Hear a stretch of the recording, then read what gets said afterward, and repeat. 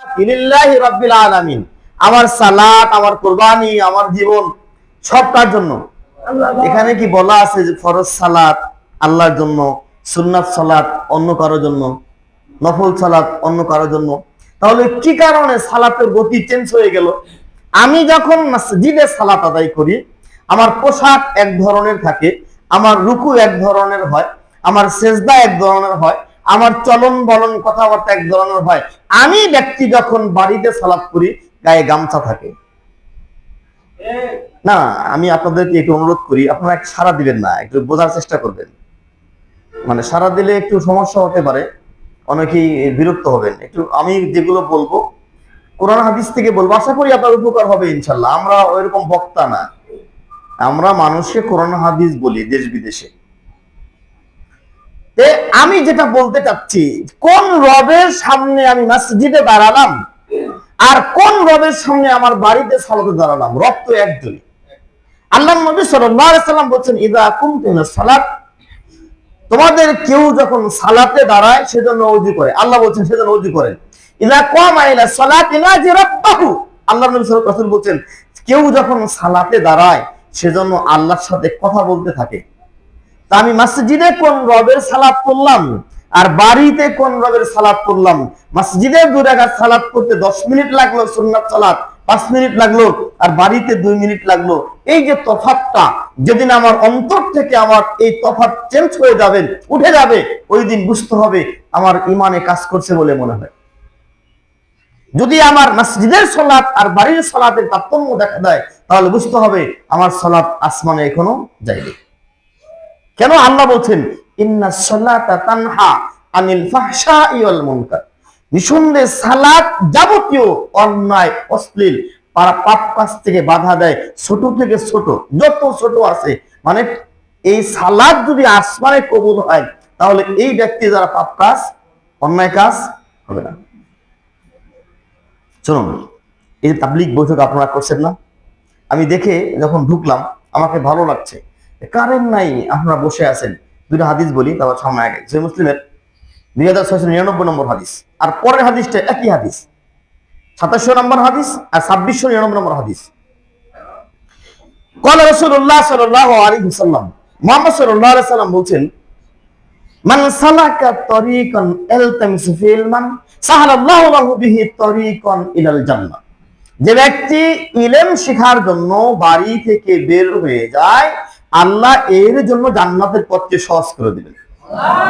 মাজতামা কওমুন ফি বাইতিন মিন বুয়ুতিল্লাহ ওয়া ইয়াতলুনা কিতাবাল্লাহ ওয়া ইয়াতাদারাসুনা বাইনাহুম, যেই জায়গায় কিছু মানুষ জমা হয়, কোরআনের আলোচনা হয়, ইয়াতাদারাসুনা বাইনাহুম, পরস্পরে দাস প্রদান করে, নাযালাত আলাইহিমুস সাকিনা হাফাতহুমুল মালায়েকা গাশিয়াতহুমুর রাহমা, এই জায়গাটা ফেরেশতারা ঘিরে নেয়, আসমান থেকে রহমত বর্ষিত হয়, প্রশান্তি নাজিল হয়, ফেরেশতারা এক এক করে প্রথম আসমান পর্যন্ত থেকে যায়। তখন আল্লাহ বলেন, এই ফেরেশতারা এখানে জমা হলে কেন? জি, এখানে কোরআনের আলোচনা হচ্ছে। তখন আল্লাহ বলেন, তোমাদেরকে সাক্ষী করে বললাম, এই জায়গায় যে মানুষগুলো বসছে, আমি আল্লাহ সবার জীবনে সব পাপ ক্ষমা করে দিলাম। তখন একজন ফেরেশতা দাঁড়িয়ে বলে, আল্লাহ, এই জায়গায় সব মানুষ শুনতে আসে নাই, ক্যামেরাম্যান ক্যামেরা নিয়ে আসছে, মাইকওয়ালা মাইক নিয়ে আসছেন, কেউ বা বক্তার বক্তব্য দেখতে আসছে, ওনার নিয়ত নাই বক্তব্য শোনার, বক্তার কণ্ঠ দেখতে আসছে। তখন আল্লাহ বিপরীত করে আবার বলছেন, এখানে যারা বসবে কেউ হতভাগা হবে না, বুদ্দিল্লাহ সাইয়াতুকুমুল হাসানাত, এদের পাপ তো ক্ষমা করব, সব পাপ নেকিতে পরিবর্তন করে দেব। তাহলে রাত 3টার সময় ফুটবল খেলা দেখলে একটা নেকি হবে? রাত 2টায় ফুটবল খেলা দেখলে কোনো নেকি হবে? অথচ এই সময়তে যদি কেউ তাহাজ্জুদে দাঁড়ায়, স্পেশাল ভাবে আল্লাহ তার দিকে তাকিয়ে থাকেন, আর আল্লাহ বলেন, আবু দাউদে 1203 নম্বর হাদিস, আযিমু রাব্বুকুম রাইল গাদাবারি সাজিয়া, তোমাদের প্রতিপালক আশ্চর্য হয়ে গেলেন। একটা রাখালের সালাত পড়া দেখে, রাখাল ছাগল রাখে, মাঠে ময়দানে ছাগল রাখে, যোহর কিংবা আসরের সালাতের সময় তিনি একাই আযান দিলেন, একাই ওযু করলেন, আল্লাহর ভয়ে ইকামত শুরু করলেন। ক্বালাল্লাহু তাআলা উনজুর ইলা আবদি ক্বাদ গাফারতু লিআবদি ওয়াদখালাউল জান্নাহ, আসমানের ফেরেশতারা দেখো, জমিনের ফেরেশতারা দেখো, এই বান্দাটা আমাকে দেখেনি, আমার ভয়ে ওযু করলো, আমার ভয়ে সালাতে দাঁড়ালো, কদ গফারতু লি আবদি ওয়াদখালাহুল জান্নাহ, আমার বান্দার জীবনের সব পাপ ক্ষমা করলাম, ওকে জান্নাতে দিলাম। ইবনে কাসির রাহিমাহুল্লাহ বলছেন, রিকশাওয়ালা মানে ইতর শ্রেণীর মানুষ, সবচেয়ে নিম্ন শ্রেণীর মানুষ, এও যখন সালাতে দাঁড়ায়, আসমান থেকে আল্লাহ স্পেশাল ভাবে তার দিকে তাকিয়ে থাকে। আর আল্লাহ বলেন, উনজুরু ইলা আবদি, আসমানের ফেরেশতারা দেখো, জমিনের ফেরেশতারা দেখো, কদ গফারতু লি আবদি ওয়াদখালাহুল জান্নাহ, আমার বান্দাটা আমাকে দেখেনি, আমার হয়ে সালাতে যখন দাঁড়িয়েছে, আমি তার জীবনের সব পাপ ক্ষমা করে দিয়েছি, ওকে জান্নাতে দিয়েছি। পার্থক্যটা কি বুঝলেন? দুনিয়ার কাজ আর দিনের কাজ।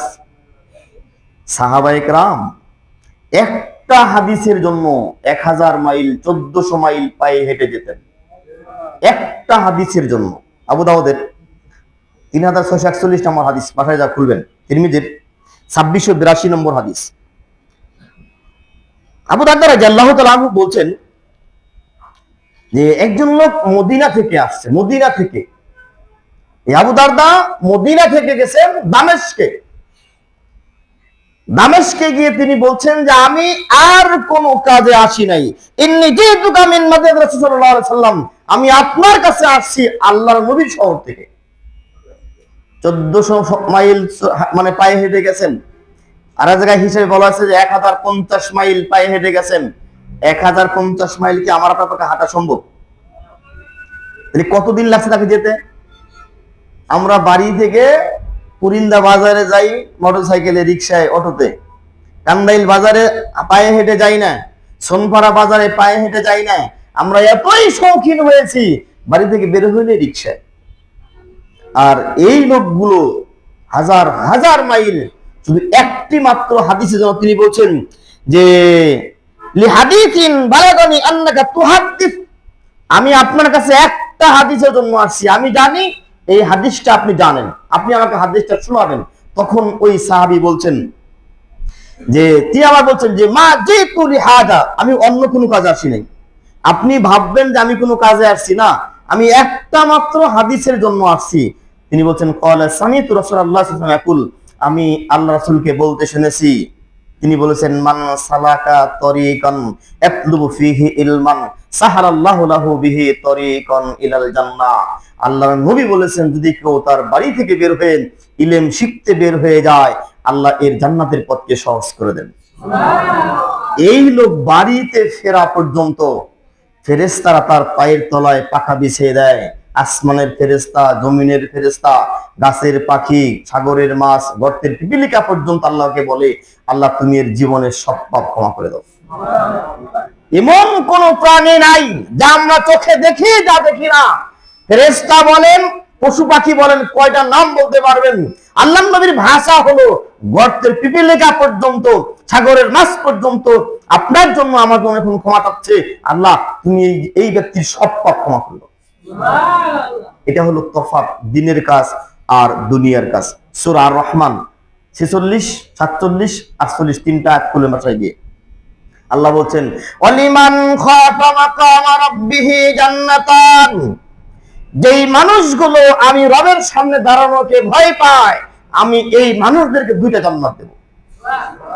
অথচ আল্লাহর নবী বলছেন জান্নাতে একটা গাছ থাকবে, এই গাছ যদি কোনো ঘোড়ায় কোনো বিমানে অতিক্রম করতে চায়, একটা বিমানের 100 বছর লাগবে। একটা গাছ জান্নাতে, একটা গাছ থাকবে, গাছের ছায়া এই পাশ থেকে ওই পাশ অতিক্রম করতে দ্রুতগামী, সবচেয়ে দ্রুতগামী যে বাহনটা, তার 100 বছর লাগবে। জান্নাতে একটা গাছ আছে, বড়ই গাছ, সিদরাতুল মুনতাহা, বড়ই গাছের তলা। আমাদের নবী যেদিন মেরাজে গেলেন, আমার ভাষা আপনারা বুঝেন, আমাদের নবী যেদিন মেরাজে গেলেন, আশ্চর্য ঘটনা হলো তিনি গাছ দেখলেন, ষষ্ঠ আসমানে গোড়া, সপ্তম আসমান বেদ করে গাছ চলে গেছে। গাছের এক একটা পাতা হাতির কানের মতো, এক একটা বড়ই কলসির মতো। এই বিবরণ দিচ্ছেন ফজরের সালাত করে। তখন কিছু লোক ছিল মুনাফিক টাইপের, বাহিরে গিয়ে বলছে যে এই ঘটনা, এত বড় গাছ হয়, এত বড় গাছ হয়? আবু বকর সিদ্দিক রাদিয়াল্লাহু আনহু বলছেন যে কে বলছে এটা? কে বলবে? মুহাম্মদ রাসূল আব্দুল্লাহ ছেলে মুহাম্মদ বলছেন। তখন তিনি বলছেন যে এর চেয়েও আশ্চর্য কোনো কথা যদি তিনি বলেন তাহলে সত্যই বলছেন। আমি আপনাকে যেটা বলতে চাচ্ছিলাম, যে জান্নাত আমাকে আপনাকে দেওয়া হবে, আল্লাহ বলছেন ওয়ালিমান খাফা মাকাম রাব্বিহি জান্নাতান, যে ব্যক্তি আল্লাহর সামনে দাঁড়ানোকে ভয় পায়, আল্লাহ এই মানুষগুলোকে দুইটা জান্নাত দেবেন। জান্নাতে যেই আপনাকে যেই জায়গাটা দেওয়া হবে, একটা ধনুক তীর রাখার জায়গা, তীর রাখার জায়গা এই পৃথিবী এবং এর মধ্যে যা আছে এর থেকে উত্তম। আল্লাহ নবী বলতে বলতে বলছেন জান্নাতে যে মেয়ে লোক দেওয়া হবে, যে হুর দেওয়া হবে, এই হুরে যে ওড়না ব্যবহার করবে, এই ওড়নার দাম এই পৃথিবীতে যা আছে এর থেকে উত্তম। এই মহিলা এই হুরে যদি দুনিয়াতে এরকম একবার মুখ বের করত, সূর্যের আলো বিলীন হয়ে যেত, দুনিয়ায় দুর্গন্ধ বলতে কিছু থাকতো, সব সুগন্ধি হয়ে যেত। এরা কাপড় পরে থাকবে, 70টা কাপড় যদি পরে, কাপড় বেক করে এর ভিতরে সব দেখা যাবে। আমি আপনার যখন ধুতি দিয়ে পাঞ্জাবি গায়ে দিয়ে ঘুরি, নিচের গেঞ্জি দেখা যায়, তাই তো? দুনিয়ার মানুষ যদি রেশম কাপড় তৈরি করতে পারে, এই কাপড়টা যদি একটা মেসের কাঠির মধ্যে, আগে আমরা শুনেছি যে এইরকম হাতের মুঠে 14 হাত একটা কাপড় রাখা যেত, দুনিয়ার মানুষ যদি পারে তাহলে সেখানে আল্লাহ কি করতে পারে? আল্লাহ বলছে মানুষ কল্পনা করতে পারবে না। দুনিয়ার চোখে দেখেনি, দুনিয়ার কানে শোনেনি, অন্তর কল্পনা করেনি সেখানে কি রাখা আছে। আলহামদুলিল্লাহ, একটু আলোচনা মনে হয় শুনে মজা পাওয়া যাবে, তাই না? আল্লাহ তুমি আমার ভাইদের কবুল করো। আপনারা কি আমার কথা বুঝতে পারছেন? আচ্ছা, আমরা একটু অন্য মনোযোগী না হয়ে এদিকে খেয়াল করি। আমার মনে হয় যে কারেন্ট ডিস্টার্ব করলো আমাদেরকে, মনে হয় কারেন্টটা ডিস্টার্ব করলো আমাদেরকে। তিরমিজির 2004 নম্বর হাদিস, যেটা মাদ্রাসায় পড়ানো হয়, মিশকাত 4832 নম্বর হাদিস। ক্বালা রাসূলুল্লাহ সাল্লাল্লাহু আলাইহি ওয়াসাল্লাম, আমাদের নবীকে সাহাবায়ে কেরাম প্রশ্ন করলেন, তার উত্তর আল্লাহ রাসূল বলছেন আন আকসারু মা ইয়াদখুলুন নাসিল জান্নাহ, কোন জিনিস মানুষকে বেশি বেশি জান্নাতে নিয়ে যাবে? আমরা জান্নাত চাই তো, কোন কাজ, কোন জিনিস মানুষকে বেশি বেশি জান্নাতে নিয়ে যাবে? ক্বালা রাসূলুল্লাহ সাল্লাল্লাহু আলাইহি ওয়াসাল্লাম তাকওয়াল্লাহ ওয়া হুসনুল খুলক, আল্লাহ ভীতি, উত্তম চরিত্র। আল্লাহ ভীতি, উত্তম চরিত্র। এখানে একটা কথা শোনেন, আমাদের দেশে দেখবেন যে মায়েরা একটা ব্যাগ ব্যবহার করে, পার্স, ফুটানি ব্যাগ, এর মধ্যে কিচ্ছু নাই, শুধু একটা আয়না আছে দেখবেন। হ্যাঁ, আমি ইন্ডিয়াতে এই কথাটা যখন বলছিলাম বীরভূমে, তখন সবাই হাসছিল। না, আমার পরীক্ষা করা আছে এটা, আপনি আপনার বাড়িতে